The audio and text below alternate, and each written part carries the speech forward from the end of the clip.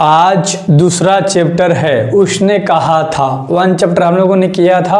ये लगातार आपके सारे चैप्टर के प्लेलिस्ट बना दूंगा। हिंदी 2025 करके 12th हिंदी 2025 ऑब्जेक्टिव, उसमें जाना, डिस्क्रिप्शन बॉक्स में लिंक मिलेगा या प्लेलिस्ट में जाना, सारे चैप्टर करना। ठीक है। सबसे पहला सवाल है कि सिख राइफल के जमादार लाहना सिंह का नंबर क्या था। तो लाहना सिंह के पास जो राइफल था, जो बंदूक था, उसका नंबर कितना था आपको बताना है। आपको 4 ऑप्शन दिख रहा है, लाडले बता दो कौन सा ऑप्शन इसमें सही होगा। ठीक है। कौन सा नंबर था उनके जो बंदूक का था, तो 77 नंबर था। कितना था? 77 नंबर था। ठीक है। एक एक सवाल लगा लेना, क्यों ना तुम्हें याद है, रिवीजन होगा, वीडियो तेज कर सकते हो। ये सीरीज आपके लिए हिंदी में रामबाण होगा और सब्जेक्टिव भी कुछ करा दूंगा जैसे ही ऑब्जेक्टिव खत्म होगा। तो समझो तुम्हारी हिंदी पूरी अच्छे तरीके से कंप्लीट अब है, इसकी टेंशन मत लेना। इंग्लिश में भी सेम चालू है, इंग्लिश में भी टेंशन मत लेना। ठीक है। तेरी कुड़माई हो गई। कुड़माई का मतलब होता है सगाई, इंगेजमेंट हो गई। कहानी किससे संबंध रखता है? ये जो वर्ड आपको दिख रहा है, इस किस कहानी के अंदर बात करी गई है? तो उसने कहा के अंदर तेरी कुड़माई हो गई शब्द का इस्तेमाल किया गया है, जो कि लाहना सिंह एक लड़की से बोलता है, पूछता है। याद रखिएगा। ठीक है। चलिए अगला सवाल के ऊपर बात करेंगे, है ना। जैसा सवाल बनता है एक चैप्टर से, वे सारे के सारे सवाल हैं और इससे बाहर बोर्ड में नहीं पूछता, अगर आप सारे चैप्टर कर लोगे तो। ठीक है। अगला सवाल कह रहा है किस पाठ में यह उक्ति आई है? क्या आई है? यह उक्ति आई है, मृत्यु के कुछ समय पहले स्मृति बहुत साफ हो जाती है। तो पूछ रहा है कि कुछ समय पहले स्मृति साफ हो जाती है, कौन से पाठ में आया है? तो उसने कहा था। हम लोग चैप्टर कर रहे हैं, उसने कहा था, तो इसके अंदर ही आई है। और ये सब वर्ड आप याद रखोगे, ये सारा का सारा वर्ड आप याद रखोगे बेहतर तरीके से। अगला सवाल करेंगे जो कि 4 नंबर का सवाल है। गुलेरी जी के प्रमुख निबंधों के नाम बतलाना है। गुलेरी जी के कछुआ धर्म, डिंगल संस्कृति की टिपकारी, ये तो है ही। मरेसी मोहिक उठाव पुरानी हिंदी, ये भी है। और देव नाम प्रिय, ये भी है। ठीक है। यानी कि ये तो तीनों है ही। तो अगर ऑप्शन दिख रहा है सभी, तो हो जाएगा सभी डी नंबर का। अगला सवाल लगे ही देख लेते हैं। थोड़ा सा टाइपिंग इधर उधर हो गया जल्दी के चक्कर में, क्योंकि आप लोगों को कंटेंट देना होता है सुबह सुबह। ठीक है। किन विषयों पर गुलेरी जी ने लेखन किया है? अब यहाँ पर देख लो, देखो, प्राचार्य विद्या इतिहास पे भी लिखा है, पुरातत्व भाषा विज्ञान पे भी लिखा है और सामाजिक विषय पर भी लिखा है। तो इसका भी सभी ऑप्शन हो जाएगा, इसका भी सभी ऑप्शन हो जाएगा, यानी डी नंबर का हो जाएगा। क्लियर है। अगला सवाल के ऊपर बात करेंगे। सारे चैप्टर्स आपको करने हैं आराम से, अब यहीं से डेली सुबह 6 बजे उठ के और देख लेना है, तब उठना है। ठीक है। चलो, गुलेरी जी ने किन पत्रिकों का संपादन किया है? ये आपको दिख रहा है 6 का ऑप्शन नंबर देख लो। देखो, धर्मयुग नहीं, साप्ताहिक हिंदुस्तान नहीं, वागर्थ नहीं, समालोचन काशी नगरी प्रचारणी पत्रिका का किया है। तो ए नंबर का ऑप्शन आपका बिल्कुल राइट हो जाएगा। ए नंबर का ऑप्शन आपका बिल्कुल राइट होगा। मैं जितना कराऊंगा उतना केवल आपको करना है, और आप जाके बोर्ड में देखोगे कि हिंदी पूरा बना के आप आ रहे हो। जैसे ही हिंदी खत्म होगा तो फिर व्याकरण चलेगा, याद रखिएगा। उसने कहा था किस प्रकार की कहानी है? उसने कहा था यह किस प्रकार की चरित्र प्रधान कहानी है? चरित्र प्रधान कहानी है जो आपका ये चैप्टर है, उसने कहा था। ठीक है। 2 बार बोलेंगे, 3 बार बोलेंगे, बट सब्सक्राइब करते हुए चलेंगे क्योंकि आगे बहुत सारी चीजें बाकी है। उसने कहा था कहानी की क्या विशेषता है? उसने कहा था कहानी की क्या विशेषता है लाडले? प्रेम पर बलिदान की कहानी है। लाहना सिंह ने जिस लड़की से प्रेम किया था, उसी लड़की के पति को बचाने के लिए, उसके बेटे को बचाने के लिए अपना बलिदान दे देता है। क्लियर है ना। तो प्रेम की भी है, बलिदान की भी कहानी है, याद रखिएगा। ठीक है। चलिए अगला सवाल के ऊपर बात करेंगे, लेकिन यहाँ पर एक और चीज मैं बताता हूँ। यहाँ पर अगर ऑप्शन में डी है, सभी है, तो देखो इसमें देव प्रेम कहानी भी है, युद्ध के बारे में भी है और बलिदान के बारे में भी है। तो सभी ऑप्शन हो जाएगा, यानी कि सभी हो जाएगा, ये तीनों चीज होगा। क्लियर है ना। चलो, तो हम लोग जैसे ऑप्शन देखेंगे उसके अकॉर्डिंग चलेंगे। अगला सवाल है 9 नंबर। गुलेरी जी की प्रमुख कहानियों के नाम बतलाना है कि गुलेरी जी ने कौन कौन सी कहानियां लिखी हैं।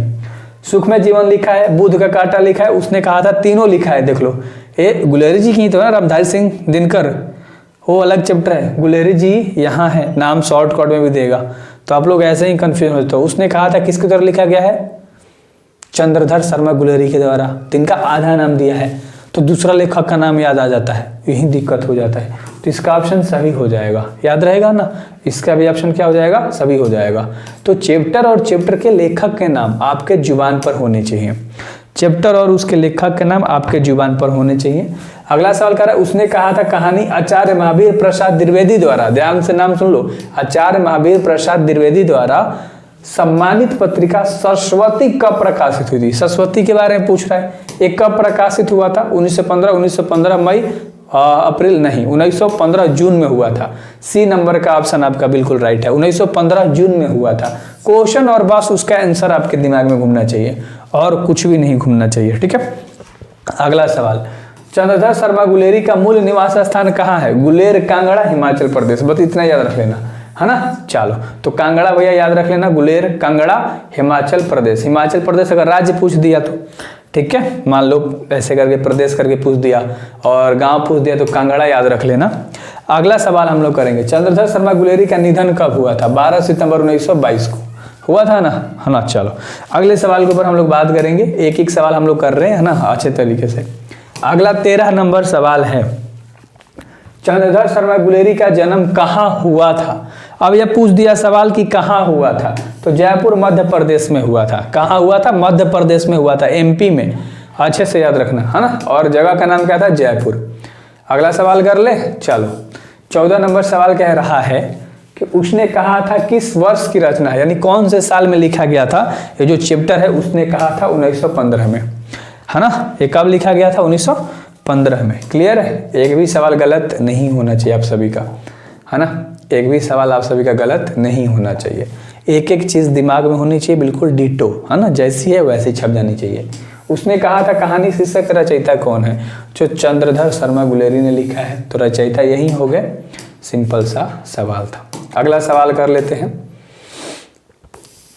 चलो अगला सवाल, उसने कहा था, ध्यान से देख लो, उसने कहा था मैं किस महीने का नाम आया है ना।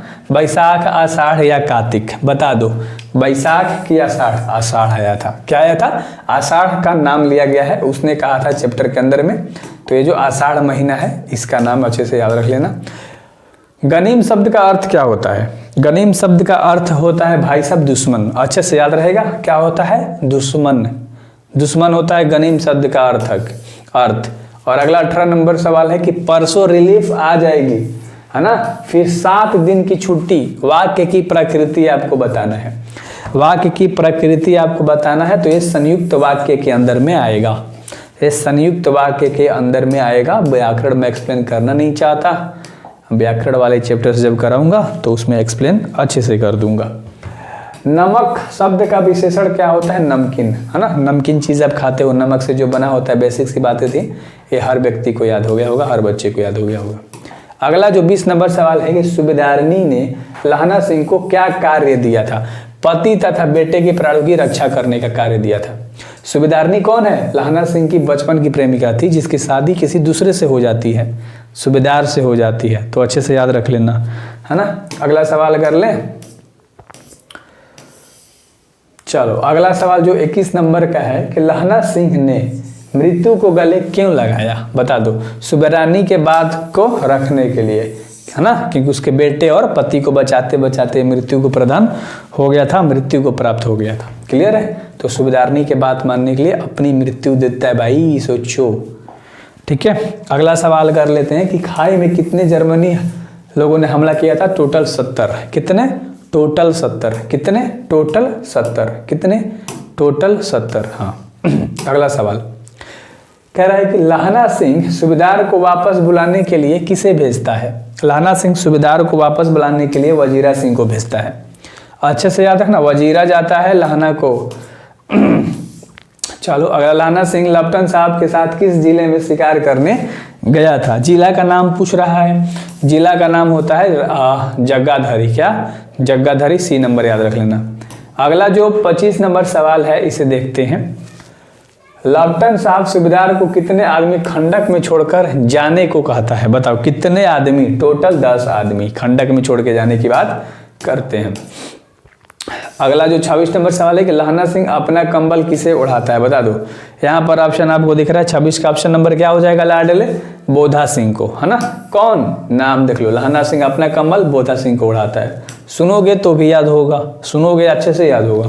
बचपन में लहना सिंह लड़की से बार बार क्या प्रश्न पूछता था, तेरी कुड़माई हो गई, शादी, सॉरी सगाई, ठीक है। तो ये मैंने आपको बताया था, सगाई के बारे में बोलता है। एंड अगला सवाल कह रहा है कि लहना और लड़की कहाँ मिले थे, बताओ। लहना और लड़की मिलते थे हमेशा दुकान के पास, ठीक है, अच्छे से याद रख लेना। अगला सवाल जो है 29 नंबर सवाल है। अब एक और सवाल है जिसे आपको देखना है, निम्नलिखित में से कौन सा कहानी गुलेरी जी की नहीं है। अब नहीं कह रहा है सुख में जीवन तो है, बुध का कांटा तो है, उसने कहा था तो है, पूरब की रात नहीं है। तो डी नंबर का ऑप्शन सही होगा। क्लियर है, डी नंबर का ऑप्शन तुम्हारा सही होगा। And the last question is कि चंद्रधर शर्मा गुलेरी का जन्म किस दिन को हुआ था। यहाँ पर डेट के साथ पूछ दिया है भाई, तो 7 जुलाई 1883। क्लियर है, तो हर सवाल हम लोगों ने किया। मिलेंगे कल सुबह 6 बजे। एंड आप कभी भी इस वीडियोस को देख रहे हो, आप सारे चैप्टर कर लेना, तब आपका एग्जाम बहुत अच्छा जाएगा, स्मूथ जाएगा, आप सारे के सारे ऑब्जेक्टिव करके आओगे। So thank you very much, मिलते हैं नेक्स्ट वीडियोस में। एंड इंग्लिश भी जरूर देखना।